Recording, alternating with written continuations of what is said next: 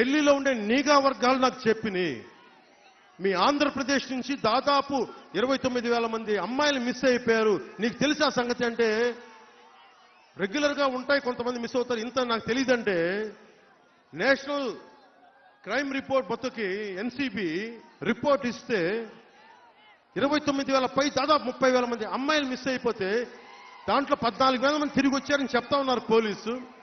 మిగతా 18,000 మంది ఏమయ్యారు? మిగతా ఎక్కడికి వెళ్ళిపోయారు?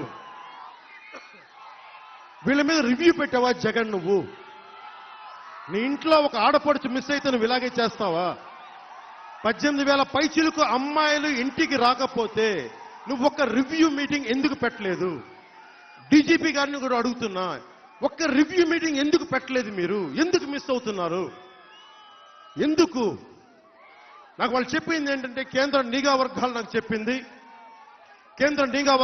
చెప్పింది వైసీపీ వచ్చాక ఎప్పుడు ఉన్నాయి మిస్సింగ్ కేసులు, లేవని కాదు, ఉన్నాయి. ఇంత స్థాయిలో ఎందుకు ఉన్నాయంటే వాళ్ళు ఒక అబ్జర్వేషన్ చెప్పారు. ప్రతి ఊర్లో, జాగ్రత్తగా వినండి, అరవద్దు, వినాలి. అమ్మ కూర్చోండి. ఈ సరదా షో కాదు, సినిమా కాదు, కూర్చోండి. సినిమా కాదు, కూర్చోండి. 20, 30, 18,000 మంది అమ్మాయిలు, 17,000 మంది అమ్మాయిలు ఇంటికి రాకపోతే ఎందుకు మాట్లాడలేదంటే, కేంద్ర నిఘా వర్గాల్లోని పెద్దలు నాకు చెప్పింది, వైసీపీ ఈ వాలంటీర్స్ టీంని పెట్టారు. ప్రతి ఊర్లో, ప్రతి గ్రామంలో ఎవరు మనిషి, ఏ కుటుంబంలో ఎంతమంది ఉంటారు, ఏ కుటుంబంలో ఆడపిల్లలు, అక్కడ ఏమేమి ఉన్నాయి వాళ్ళకి, వాళ్ళు ఎవరైనా అబ్బాయిలను ప్రేమిస్తున్నారా, వాళ్ళలో వితంతువులు ఉన్నారా, ఇట్లా ట్రాప్ చేసి హ్యూమన్ ట్రాఫికింగ్ జరుగుతూ ఉంది వీళ్ళ ఇన్ఫర్మేషన్ వల్ల. నేను మీడియా కూడా చెప్తా ఉన్నాను, మీరు దయచేసి దీన్ని శోధించండి. నా కేంద్ర నిఘా వర్గాలను హెచ్చరించింది చెప్తున్నాను. ప్రతి గ్రామ వాలంటీరు ఈ పార్టీలో, ఈ గ్రామంలో ఎంతమంది ఉన్నారు, ఎన్ని ఇళ్ళు ఉన్నాయి, ఇంట్లో ఎంతమంది మగాళ్ళు, ఎంతమంది ఆడవాళ్ళు, ఎవరు ఏ పార్టీకి, ఎవరికి ఏ లోపాలు ఉన్నాయి, ఎవరు ఏమేమి అలవాట్లు ఉన్నాయి, ఇవన్నీ చేసి దాంట్లో ఒంటరి మహిళల్ని వీళ్ళు టార్గెట్ చేసి ఆ ఇన్ఫర్మేషన్ కొంతమంది సంఘ విద్రోహ శక్తులకు ఇస్తే వాళ్ళని వీళ్ళు కిడ్నాప్ చేయడం కానీ, ట్రాప్ చేయడం కానీ జరిగి మిస్ అయిపోయారు ఇంతమంది. దాంట్లో వైసీపీ ప్రభుత్వంలో ఉన్న చాలా మంది పెద్దల హస్తం ఉంది. ఇది నాకు కేంద్ర నిఘా వర్గాలు చెప్పి ఆంధ్రప్రదేశ్ ప్రజలకి, యువతకి, ఆడపడుచులకి అందరికీ చెప్పమని నాకు చెప్పారు. అందుకని చెప్తున్నాను ఈరోజు. జగన్, ఇంతమంది ఉసురు తీసుకుంటున్నావు నువ్వు, నీకుంటొచ్చు చూడు. ఇష్టం వచ్చినట్టుగా వాలంటీర్ వ్యవస్థని, మహిళల్ని, ముఖ్యంగా మన ప్రియతమ ముఖ్యమంత్రి అయిన జగన్మోహన్ రెడ్డి గారిని ఏ విధంగా మాట్లాడుతున్నారో, చులకనగా, గౌరవం లేకుండా మాట్లాడుతున్నారు, మర్యాద లేకుండా మాట్లాడుతున్నారో గమనించారు. ఈ మాటలన్నీ చూస్తుంటే నాకు ఒకటే అర్థమైంది, ఇంతవరకు జగన్మోహన్ రెడ్డి గారు పేరు వింటేనే పవన్ కళ్యాణ్కి వణుకనుకున్నా, కానీ జగనన్న తీసుకొచ్చిన వాలంటీర్లను చూస్తే కూడా పవన్ కళ్యాణ్కి వణుకు పుడుతుందని ఇప్పుడే అందరికీ అర్థమైంది. ఎందుకంటే ఆయన పదే 2-3 రోజులుగా అదే మాట్లాడుతున్నాడు. ఈ వాలంటరీ వ్యవస్థ అనేది సమాంతర వ్యవస్థ, దీన్ని నడ్డి విరుస్తాను నేను అంటూ. నేను పవన్ కళ్యాణ్కి సూటిగా చెప్తున్నా, నువ్వు వాలంటీర్ వ్యవస్థని నడ్డి విరవడం కాదు కదా, కనీసం వెంట్రుక కూడా పీకలేవని చెప్తున్నా. ఎందుకంటే ఈ దేశానికి స్వాతంత్రం వచ్చి దాదాపుగా 75 సంవత్సరాలు అవుతుంది.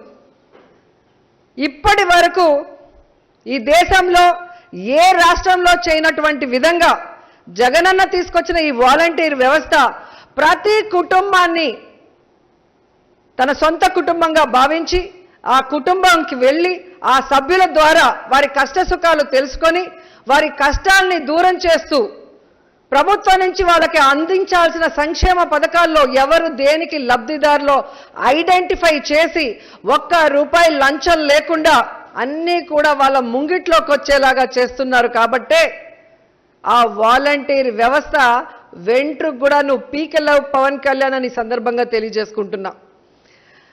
ఈరోజు పవన్ కళ్యాణ్కి చంద్రబాబు నాయుడుకి ఓడిపోతాం 2024లో అని స్పష్టంగా అర్థమైపోయింది.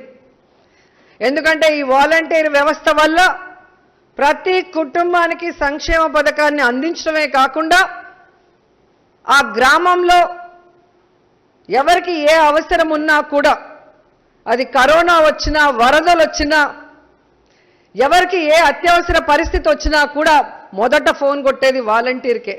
సో వారి ద్వారా వాళ్ళకి అన్నీ జరుగుతున్నాయి.